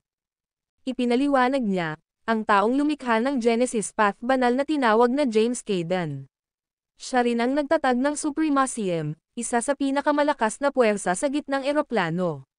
Naaalala ko na bago siya namatay, siya ay nasa rurok ng Marshal Celestial Rango. Kahit na kung ihahambing sa isang tao mula sa apat na sinaunang karera, medyo malakas siya. Sigurado ako na maaari niyang durugan ang marami sa mga pangunahin. Panipi. J. James Caden. Ang ekspresyon ni Thea ay tumigas. Noong nakaraan, maraming mga posibilidad siya. Gayunpaman, si James, na tagalikha ng Genesis Path ng banal na kasulatan, ay hindi kailanman isa sa kanila. Hindi rin niya inisip na si James ay maaaring maging tagapagtatag ng Supremacium sa kanyang nakaraang buhay, alinman. Ano ang mali, Princess? Tanong ni Xander. Sumagot si Thea, and nothing. Matapos malaman ang tungkol sa totoong pagkakakilanlan ni James, tumigil siya sa pagtatanong. Ang pakikipaglaban ay mabilis na naglakbay sa madilim na mundo sa loob ng maraming taon. Di nagtagal, ang isang glimmer ng ilaw ay lumiwanag sa kadiliman, at isang malawak na lupain ang lumitaw sa paningin. Bagaman hindi ito isang eroplano, ang laki nito ay maihahambing sa isang eroplano. Itinuro ni Xander ang lupain na lumitaw at sinabi, iyon ang teritoryo ng Mevrais. MHM. Tumanggaw si Thea. Pinangunahan ni Xander si Thea sa teritoryo ng Mevrais at patungo sa isang marilag na gusali sa isang espiritual na bundok. Sa sandaling iyon, ang mga powerhouse ng lahi ng Mevrai ay nagtipon sa loob ng pangunahing bulwagan. Ang isang nasa edad na lalaki ay nakaupo sa pinakamataas na upuan. Kahit na siya ay mukhang medyo ordinaryong, pinalabas niya ang isang domineering aura. Naglakad si Thea sa bulwagan sa ilalim ng gabay ni Xander. Ang video na ito ay edited by Urban Storytelling. Kabanata 5263. Ang T ay agad na naging sentro ng pansin nang pumasok siya sa bulwagan. Hindi siya komportable sa kanilang mga titig, kaya't hindi siya pumihil sa pagsasalita. Lumuhad si Xander sa lupa at sinabing, Panginoon ko, ibinalik ko ang prinsesa. Ang tao sa pinakamataas na upuan ay tumingin kay Thea at sinabing, mukha siyang magkapareho sa kanyang ina. Tiningnan ni Thea ang taong may itim na robe at tinanong, ikaw ang aking biolohikal na ama. Tumayo ang lalaki, nagmula sa platform, at huminto sa harap ni Thea. Hinawakan niya ang kanyang kamay at malumanay na sinabi, marami kang pinagdudusahan sa mga nakaraang taon. Natutuwa akong ibinalik mo ito. Si Thea ay hindi pamilyar sa nakaharap sa ama na hindi pa niya nakilala. Hinailan niya ang kanyang kamay mula sa kanyang pagkakahawak at humakbang paatras. Ang taong may itim na robe ay si Talvolay Mabins, pinuno ng lahi ng Mevrai at isang malakas na magsasaka. Hindi nagagalit si Talvolay na tinanggihan ni Thea ang kanyang pagmamahal. Sa halip, sinabi niya na nakangiting, dalhin ang prinsesa upang magpahinga. Di nagtagal, lumapit ang isang dalaga at pinalayo si Thea. Matapos umalis si Thea sa bulwagan, tumayo ang isang powerhouse ng lahi ng Mevrai at sinabing, ngayon na bumalik ang prinsesa, maaari tayong magpatuloy sa alyansa sa lahi ng Yeftero.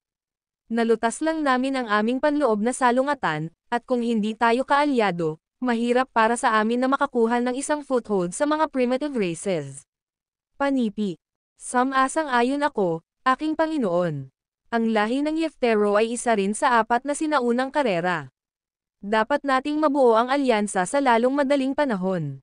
Marami sa mga powerhouse ng lahi ng Mevrai ang nagpahayag ng kanilang mga opinyon. Sumimangot si Talvolay at inayos ang kanyang noo. Tumugon siya, bumalik na ang prinsesa. Kung hilingin ko sa kanya na magpakasal sa lahi ng Yeftero, natatakot ako na hindi siya sasang-ayon dito. Ang prinsesa ay walang sasabihin sa bagay na ito. Bilang isang ina po ng mga Mevraies, kinakailangan na magsakripisyo. Bukod dito, ang Yefteres ay isa sa 4 na sinaunang karera. Sila ay isang malakas na puwersa. Maraming mga primeval ang mamamatay para sa isang pagkakataon na magpakasal sa Yefteres. Ito ay isang pagpapala para sa prinsesa. Ang ilan sa mga powerhouse ng Mevraies ay nagsalita. Tumugon si Talvolay, tatalakayin natin ito mamaya. Matapos makarating sa teritoryo ng Mevraies, si Thea ay ginagamot ng lubos na paggalang tulad ng nararapat sa prinsesa. Maging ang mga maid na naglilingkod sa kanya ay nasa ranggo ng Petit Celestial, na mas mataas kaysa sa kanya. Matapos manatili sa Mevraies ng ilang oras, dumating si Talvolay upang makipag-usap sa kanya. Thea, maliwanag na ngumiti si Talvolay. Naupo si Thea sa isang bakuran at tiningnan si Talvolay, na papalapit. Tumugon siya sa kanya ng isang light nod. Naglakad si Talvolay, umupo sa tabi niya, at nagsimula ng isang pag-uusap. Pinag-uusapan niya ang kasaysayan ng Mevraies at ang panloob na salungatan na nangyari kamakailan. Bagaman nalutas ang panloob na salungatan, ang pundasyon ng Mevraies ay ang pinakamasama sa gitna ng 4 na sinaunang karera. Agad na kailangan nating makipag-ugnay sa alinman sa iba pang 3 sinaunang karera. Gumawa na ako ng isang kasunduan sa alyansa sa Yefteres. Upang maipakita ang aking katapatan, kakailanganin kitang pakasalan sa Yefteres. Panipi. Agad na tumayo si Thea at sinabing, hindi. Hindi ako nagpakasal sa sinuman. Tumayo rin si Talvolay at tinangka siyang pakalmayan siya, na sinasabi, huwag magalit, Thea. Ang mga Yefteres ay isang malakas na puwersa. Maraming iba pang mga kababaihan ang mamamatay para sa isang pagkakataon na magpakasal sa kanila. Ito ay isang malaking pagpapala para sa iyo. Panipi. Tinitigan ni Thea si Talvolay at sinabing, kahit na, aalis na ako kaagad kung pilitin mo akong magpakasal. Nagdilim ang mukha ni Talvolay, at malamig na sinabi niya, bilang isang miyembro ng Mevraies, wala kang karapatang tumanggi. Gusto mo man o hindi, dapat kang magpakasal sa mga Yefteres. Isipin ang tungkol sa iyong mga anak sa eroplano ng Endlos. Huwag mo akong pilitin na patayin sila. Ang video na ito ay edited by Herban Storytelling. Kabanata 5264. Kahit na itinago ni James ang eroplano ng Endlos, ang mga Mevraies ay isa sa 4 na sinaunang karera ng Dark World. Kaya, madali para sa kanila na makahanap ng lugar. Sinisiyasat na ni Talvolay si Thea ng lubusan. Alam niya na mayroon siyang napakataas na katayuan sa eroplano ng Endlos at mayroon ng mga anak. Sa kabila ng pag-aatubili ni Talvolay na pilitin si Thea, kailangan niyang alalahanin ang kaligtasan ng mga Mevraies. Para sa kapakanan ng kanilang lahi, handa siyang magsakripisyo ng anuman. Bukod dito, ang pag-aasawa ni Thea sa Yefteres ay hindi gaanong sakripisyo sa kanyang mga mata. Ikaw. Si Thea ay nanginginig sa galit. Ang malamig na ekspresyon ni Talvolay ay tumaas, at sinabi niya, ayaw ko ring gawin ito, Thea. Lahat ng ginagawa ko ay para sa aming lahi. Bilang isang ina po ng mga Mavericks, dapat mong balikat ang responsibilidad ng pag-revitalize ng lahi. Ang iyong hinaharap na asawa ay isang kakilakilabot na henyo mula sa Yefteres. Hindi ito pagkawala para sa iyo. Para sa kapakanan ng iyong pamilya, dapat mong isipin ng mabuti ito. Pagkatapos magsalita, Talvolay lift. Ang mga mata ni Thea ay naging basa-basa, at agad siyang nahulog sa kanyang upuan. Hindi nagtagal, naisip niya na siya ay sapat na malakas upang maprotektahan ang kanyang mga anak. Gayunpaman, malayo siya sa sapat na malakas. Ano ang dapat kong gawin? Walang magawa si Thea. Hindi niya alam ang tungkol sa mga Mavericks maliban na sila ay hindi kapani-pani walang makapangyarihan. Hindi niya mapigilan ang mga ito na saktan ang kanyang mga mahal sa buhay kung tumanggi siyang magpakasal. Kailangan kong hanapin si James at talakayin ito sa kanya. Inisip ni Thea ang tungkol dito at sa wakas ay nagpa siya na makilala si James. Matapos gawin ang kanyang isip, kinuha niya ang inisyatibo upang makipagkita kay Talvolay. Tiningnan niya si Talvolay at sinabing, "Sam-asang-ayon ako sa kasal, ngunit dapat mo akong bigyan ng ilang oras. Gusto kong pumunta sa gitnang eroplano." Agad na nakita ni Talvolay ang plano ni Thea. Mahinahon na sinabi niya, hindi ka dapat maglagay ng labis na pag-asa kay James. Inaamin ko na siya ay talagang isang kamangha-manghang powerhouse sa kanyang nakaraang buhay. Gayunpaman, hindi siya tatayo laban sa amin o sa mga Yefteres kahit na sa kanyang nakaraang buhay. Kung hahanapin mo siya, malalaman ng Yefteres ang tungkol sa iyong relasyon, at magkakaproblema siya. Mapapahamak ka rin. Panipi. Natigilan si Thea. Makalipas ang ilang sandali, sumigaw siya, "Bakit ako?" Nakatitig siya kay Talvolay at sinabing, bilang pinuno ng Mavericks, dapat mayroon ka ring iba pang mga inapo. Alam mo na mayroon akong kapareha at isang pamilya. Bakit mo iginiit na magpakasal ako sa mga Yefteres? Wala nang sagot si Talvolay, kung may ibang tao na maaaring kumuha ng responsibilidad, hindi ko hahayaan kang magpakasal sa kanilang lahi. Mayroon kang isang nakakagulat na katawan at maaaring sumipsap ng anumang uri ng kapangyarihan nang hindi na kailangang pinuhin ito. Ang iyong katawan ay isang mahusay na daluyan. Sino mang ikakasal ka ay maaaring patuloy na kunin ang mga kapangyarihan mula sa iyong katawan, at makatipid ito ng maraming masipag. Panipi. Ang isang tenebrous na katawan ay ang pinakamahiwagang pangangatawan sa madilim na mundo, na karamihan ay umiiral lamang sa mga sinaunang teksto. Ito ay isang alingawngaw na matagal na, ang isang peerless powerhouse sa mga primevals ay nakakuha ng napakalaking lakas at mabilis na napabuti dahil mayroon siyang isang katulong na may isang tenebrous na katawan at maaaring patuloy na kunin ang kapangyarihan mula sa kanya. Si Talvolay ay hindi kailanman pumayag na pakasalan si Thea kung hindi ito para sa kawalang tatag ng kanilang lahi. Alam niya ang mga pinuno ng mga sinaunang karera, ang Yefteres, ay nasa likod ng panloob na salungatan sa loob ng kanilang lahi. Gayunpaman, wala siyang magagawa. Ang mga Mavericks ay mas mahina kaysa sa Yefteres. Haharapin nila ang isang krisis kung hindi nag-aasawa si Thea sa Yefteres. Para sa kapayapaan ng mga Mavericks, si Talvolay ay walang ibang pagpipilian. Natahimik si Thea. Pagkaraan ng ilang sandali, sinabi niya, "Gusto kong pumunta sa gitnang eroplano upang makita si James." Sumagot si Talvolay, "Payo ko sa iyo na huwag. Hindi alam ng Yefteres na lumaki ka sa eroplano ng Endlos at walang clueless tungkol sa iyong buhay doon. Kung pupunta ka sa gitnang eroplano upang matugunan si James ngayon, lahat ng bagay tungkol sa iyo ay malantad. Kahit na si James ay nasa kalakasan ng kanyang nakaraang buhay, ang Yefteres ay madali pa ring mapupuksa siya." Ang video na ito ay edited by Urban Storytelling. Kabanata 5265. Ako. Ang mga mata ni Thea ay naging matubig. Makalipas ang ilang sandali, ang luha ni Crystal ay bumagsak sa kanyang mga pisngi. Bumantong hininga si Talvolay at sinabing, "Si Yui Yeftero ang pinakadakilang Predae user ng Yefteres. Gagawin ng Yefteres ang anumang kinakailangan upang matulungan siyang mapabuti. Kung nalaman nila ang tungkol sa iyong buhay, papatayin nila si James at sirain ang buong eroplano ng Endlos. Dapat mong isipin ang tungkol dito." Nagyelo si Thea sa lugar. Sa una, pinlano niyang makita si James at talakayin ang isang countermeasure. Gayunpaman, naintindihan niya na wala na ito sa tanong. Tanong niya na may luha sa kanyang mga mata, kung gayon, maaari ko ba siyang makita sa isang huling oras? Hindi ako lalapit sa kanya. Titingnan ko lang siya mula sa malayo. Nais malaman ni Thea kung paano nakaya ni James ang gitnang eroplano. Sinabi ni Talvolay, ilayo mong makita siya mula sa malayo. Magpapadala ako ng mga powerhouse upang ma-escort ka sa gitnang eroplano. Gayunpaman, tandaan na hindi ka pinapayagan na makipag-ugnay kay James. Sa Yefteris, ikaw na ang kanilang pag-aari. Kung nalaman nila na nakikipag-ugnay ka sa ibang lalaki, hindi nila siya hahayaan na mabuhay. Panipi.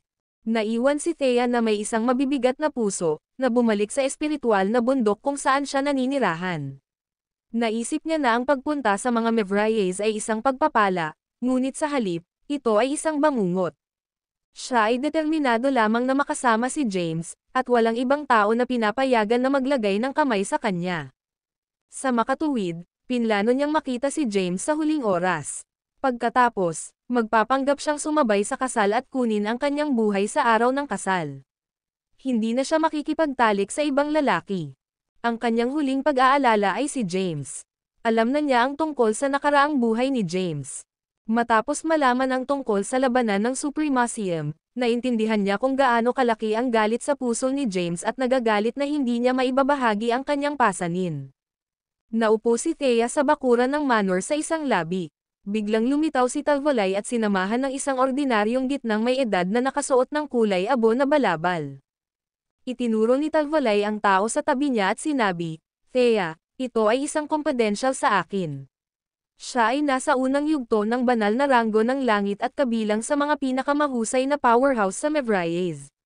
Mag-escort ka sa iyo sa gitnang eroplano. Maaari mong hilingin sa kanya na tulungan ka sa anumang bagay hanggat hindi ito makatwiran o overboard. Panipi. Ang Holy Celestial Rank. Tumingin si Thea sa lalaki sa tabi ni Talvolay. Hindi niya inaasahan na ang mga Mevriers ay napakaraming padalhan sa kanya ng isang escort sa Holy Celestial Rank. Mas malakas siya kaysa kay James sa kanyang nakaraang buhay. Isang karangalan na makilala ka, Princess. Lumuhad ang gitnang may edad na lalaki sa isang tuhod. Mabilis na tumugon si Thea, mangyaring tumayo. Sumunod ang lalaki at tumayo. Inihayag ni Talvolay ang kanyang kamay at sinabing, magpatuloy ka. Ngunit dapat kong paalalahanan ka, huwag ilantad ang iyong sarili para sa kapakanan ni na James at ang eroplano ng Endlos. Kung nalaman ng mga Yefteris, magiging malubha ang mga kahihinatnan. Tumanggaw si Thea bilang tugon.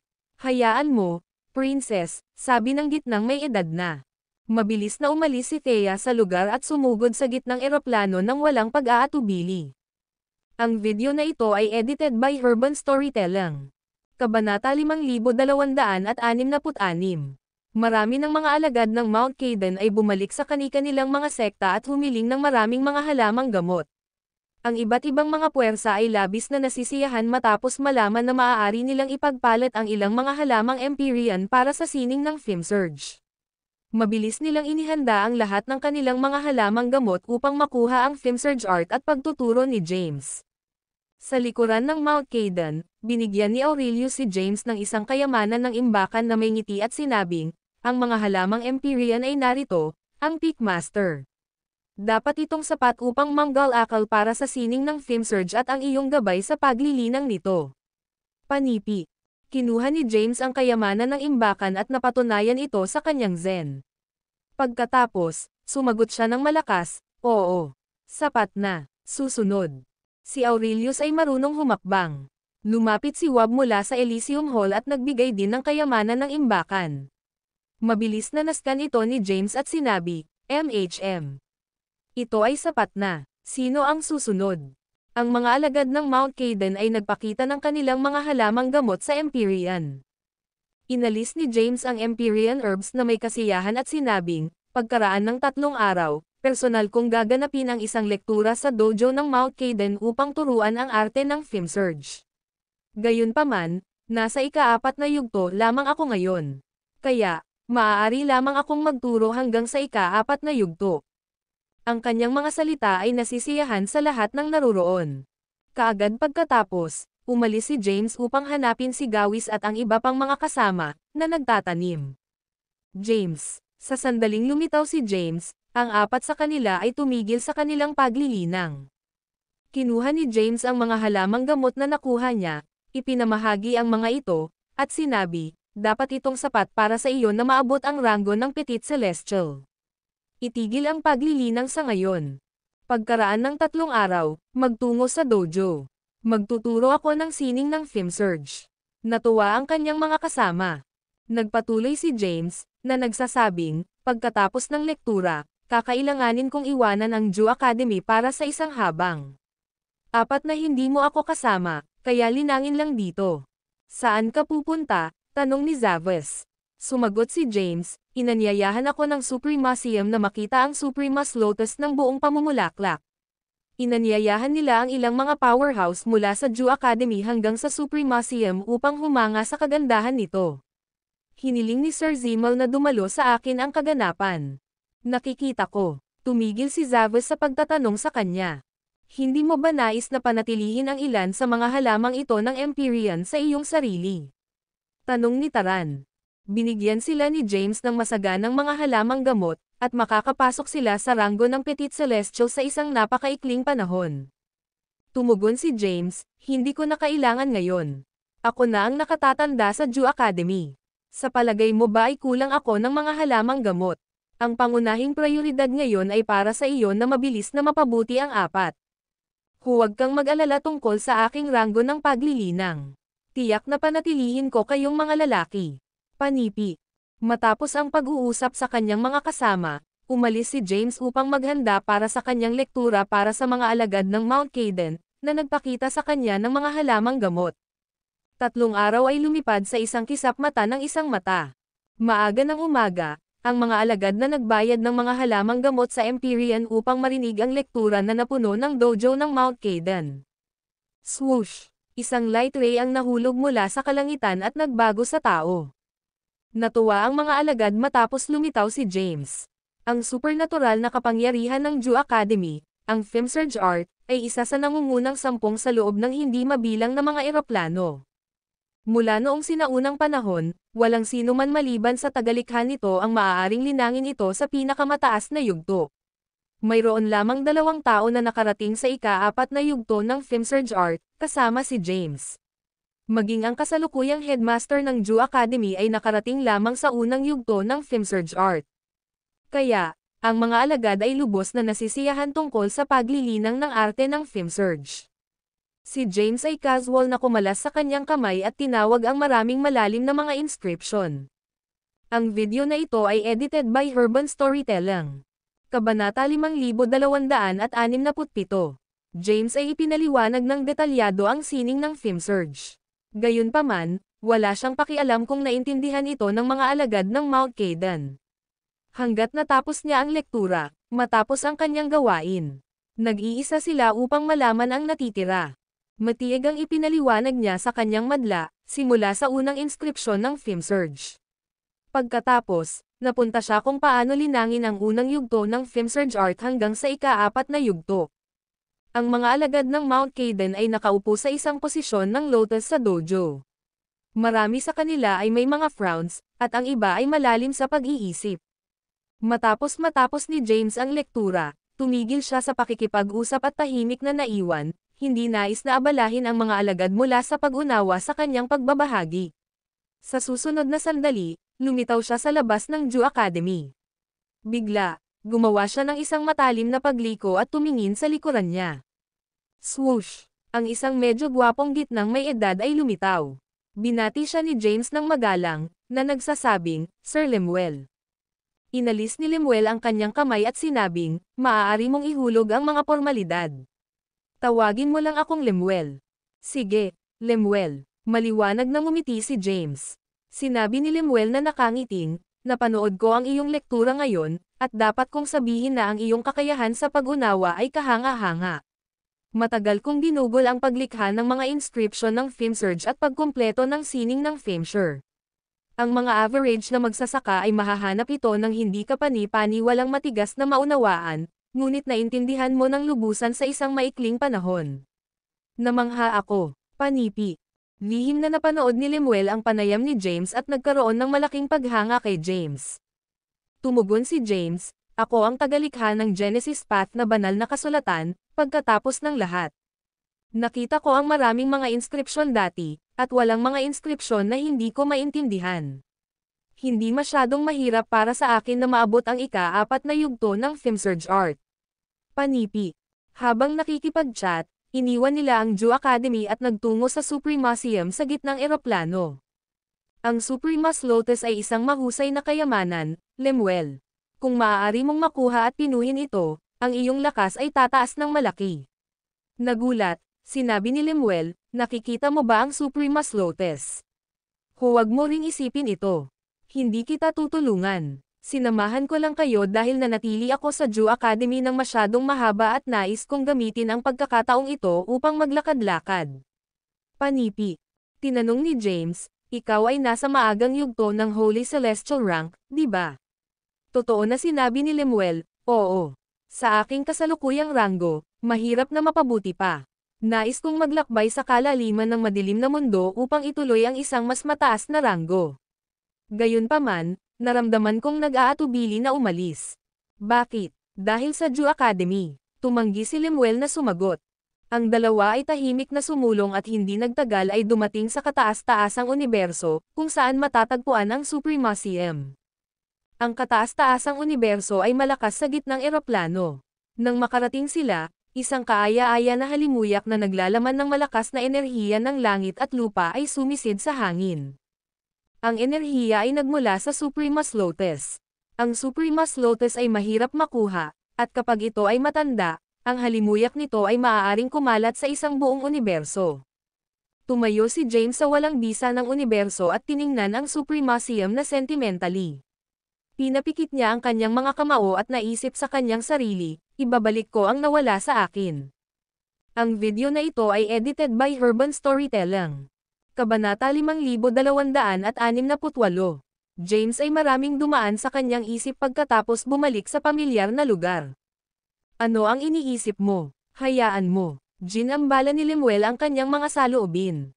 Tinanggal ni James ang kanyang mga saloobin at sinabing, "Hindi ako napunta sa Supremacium sa mahabang panahon. Parang isang panaginip na bumalik muli. Naisip ko na hindi na ako magkakaroon ng pagkakataon na bumalik dito, gayon pa man ako bumalik." Alam na ni Lemuel ang tungkol sa nakaraang buhay ni James, ngunit hindi siya gumawa ng anumang mga puna. Bumantong hininga si James at humakbang pasulong. Di nagtagal, nakarating sila sa Supremacium. Isang mahiwagang bundok na lumulutang sa kalangitan ng Supremacium. Mula sa isang distansya, mukhang isang malaking ulap. Isang hagdanan na pinalawak mula sa kalangitan at nakipag-ugnay sa lupa. Ang hagdanan ay 1,000 metro ang lapad. Ang mga alagad ay tumayo sa mga gilid ng hagdan at tinanggap ang mga powerhouse na dumating upang lumahok sa kanilang kaganapan. Ang lahat na dumating ay mula sa malakas na paksayon at binigyan ng mga paanyaya. Kahit na ang mas malakas na mga powerhouse mula sa mga paksayon na ito ay hindi kinakailangang lumahok sa kaganapan, kailangan pa rin nilang ipakita ang paggalang sa Supremacium. Kaya, nagpadala sila ng iba pang makapangyarihang mga alagad sa kanilang mga sekta upang dumalo.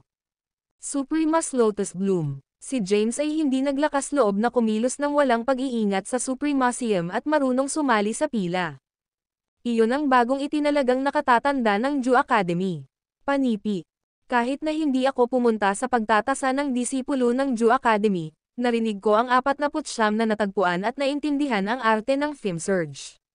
Kahit na siya ay nasa pinakamataas na 2 ranggo, tinalo niya si Ladon, na mayroong Supremas Sword. Nagpakita siya ng malaking potensyal, kaya ang Jew Academy ay gumawa ng isang pagbubukod at isinulong siya sa isang nakatatanda. Panipi. Ang kanyang nakamit ay sapat na upang isulat sa kasaysayan. Marami sa mga nakapalibot na powerhouse ang nakilala si James at nagsimulang makipag-usap tungkol sa kanya. Si James, sa kabilang banda, ay walang pansin sa kanila. 49. Isang tinig ang nagmula sa likuran. Tumalikod si James, hinahanap ang may-ari ng boses. Ang isang pangkat ng mga nabubuhay na nilalang sa mga porma ng tao ay lumapit. Sa pangunguna ay ang isang tao na nakasuot ng isang puting balabal na may isang espesyal na simbolo na may birda. Agad na nakilala ni James ang simbolo ng Valiant Alliance sa kanyang balabal. Ang Valiant Alliance ay isa sa 10 pangunahing puwersa sa gitnang eroplano. Lumapit ang puting robe na lalaki, tiningnan si James na may mapaglarong ekspresyon, at sinabi, "Narinig ko na nakagawa ka ng isang mapagpipilian kay Ladon sa pagtatasa ng alagad ng Jew Academy at nanalo ng Suprema's Sword." Kalmado ang sagot ni James, "Ye. Kaya, gusto ko ring hamanin ka sa isang pusta." Tumingin si James sa taong puting robe. Kahit na siya ay nasa Sovereign Third Rango lamang, ang pakiramdam ni James ay malakas, at naramdaman niya na ang taong may puting robe ay nasa Great Celestial Rank. Isang pusta. Napangiti si James ng mahina at tinanong, "Ano ang pastahan natin?" Ang taong puting robe ay ngumiti ng mahina at sinabing, "Gusto ko ang Suprema's Sword." Ang video na ito ay edited by Urban Storytelling. Kabanata 5269. Ang mga aksyon ng puting robe na tao ay nagpukaw ng kabuluhan. Bakit ang Valiant Alliance ay pumipili ng away na may 49? Siya ang anak ni Thorqua Yeager, ang pinuno ng Valiant Alliance. Narinig ko si Thorqua ay may 9 na matalinong anak na lalaki. Iyon ang panganay na anak ni Thorqua. Siya ay medyo average at naabot lamang ang mahusay na ranggo ng Celestial. Ano ang mali sa Jew Academy? Paano sila magpapadala ng 49 dito matapos na manalo siya sa pusta laban kay Ladon at nakuha ang Suprema's Sword? Bagaman ang Supremacium ay walang gagawin sa kanya dahil siya ang kinatawan ng Jew Academy, hindi ito nangangahulugang ang ibang mga puwersa ay mag-iiwan sa kanya. Kahit na hindi nila papatayin ang 49, hindi sila mag-atubiling saktan siya. Panipi. Maraming talakayan ang nangyari sa paligid nila. Ang pangalan ng panganay na anak ng Valiant Alliance ay si Hadran Yeager. Nang makita ni Hadran si James, agad siyang iginuhit sa ideya na manalo sa Suprema's Sword. Pinlano niyang sakupin ang Suprema's Sword at ibalik ito sa Supremacium upang makakuha ng kanilang pabor. Paano ang isang tao sa Great Celestial Rank bully isang tao lamang sa soberanong pangatlong ranggo? Isang disdainful snort resounded sa lugar. Kaagad pagkatapos, isang puting ilaw ang nahulog mula sa kalangitan at nabuo sa isang babaeng mukhang ethereal na may suot na puting damit. Siya ay mga 180 centimeters tall at nagkaroon ng isang mahusay na figure.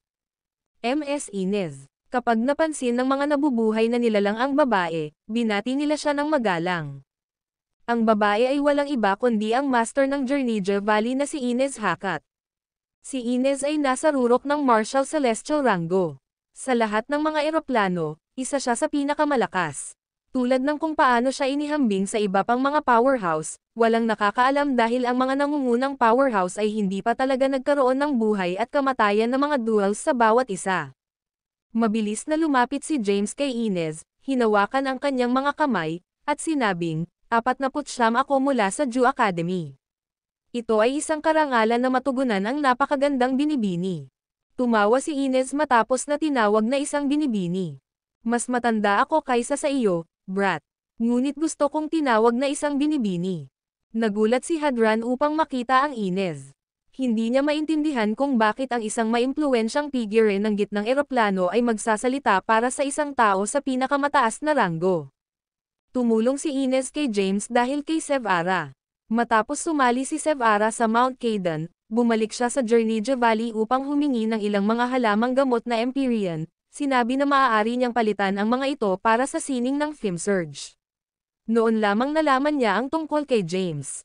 Humihingi ako ng paumanhin para sa hindi paghahanda ng isang mas mahusay na pag-welcome para sa iyo, Ms. Inez. Isang boses ang biglang nagmula sa malayo. Kaagad pagkatapos, lumitaw ang kasalukuyang pinuno ng Supremacium, Quirigen. Ngumiti siya ng maliwanag at sinabing, "Hindi kita nakita ng matagal, si Ms. Inez. Hindi ko inaasahan na bisitahin mo kami ng personal." Panipi. Lumingon si Inez kay Quirigen, ngumiti ng mahina, at tumugon, "Nag-iisa ako ng pag-iisa at nais kong maglakad.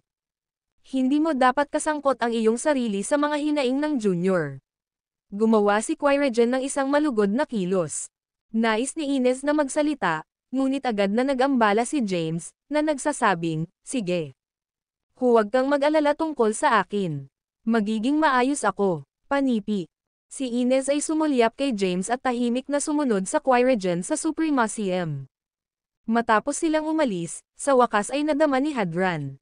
Tiningnan niya si James at sinabing, tatanggapin mo ba ang hamon? Ngumiti si James ng mahina at sinabing, nais mo akong pusta ang Suprema's Sword, di ba? Kaya ano ang nasa loob nito? Bagaman si James ay nasa Sovereign 3rd rango lamang, nakuha na niya ang pagkakaroon ng Suprema's Sword. Kaya, hindi siya natatakot na harapin ang isang kalaban sa maagang yugto ng Great Celestial Rank. Madali niyang patayin si Hadran kung nais niya. Ang video na ito ay edited by Urban Storytelling. Kabanata 5270. Hadran ay hindi maaaring maglaman ng kanyang kagalakan matapos na madama ang pagpayag ni James na tanggapin ang pusta. Nag-isip siya sandali at napagtanto na wala siyang maaaring ihambing sa Suprema's Sword. Matapos ang isang maikling pagmumuni-muni, kumuha siya ng isang token. Ang ilang mga matatandang lalaki sa likuran niya ay agad na nagpanik. Hindi mo dapat, G. Hadran, G. Hadran, hindi mo ito taya na tanda. Inikat ni Hadran ang kanyang kamay at sinabing, ayos lang. Tiningnan niya si James at sinabing, ito ay isang tanda sa isang 8 eroplano. Naglalaman ito ng landas ng Genesis ng isang 8 antas na eroplano. Kung pinuhin mo ito, maaari kang maging Panginoon ng eroplano. Taya ko ito token. Kung mawala ka, magkakaroon ako ng Suprema's Sword. Kung talo ako, ang token na ito ay sa iyo. Bagaman ang Suprema's Sword ay isang hindi kapani-paniwalang sandata, hindi ito maihahambing sa isang 8 antas ng eroplano. Ang ilan sa mga powerhouse ng Valiant Alliance na kasama ni Hadran ay may solemn na ekspresyon. Sa kabila ng kanilang mga alalahanin, mahinahon na tiniyak sila ni Hadran, na nagsasabing, huwag kang mag-alala, mga lalaki. Walang magkamali, kahit na ang 49 ay may ilang mga kasanayan, mahina ang kanyang base sa paglilinang. Kahit na sa Suprema's Sword, hindi siya tugma laban sa akin. Naging kumpiyansa si Hadran ng may kumpiyansa.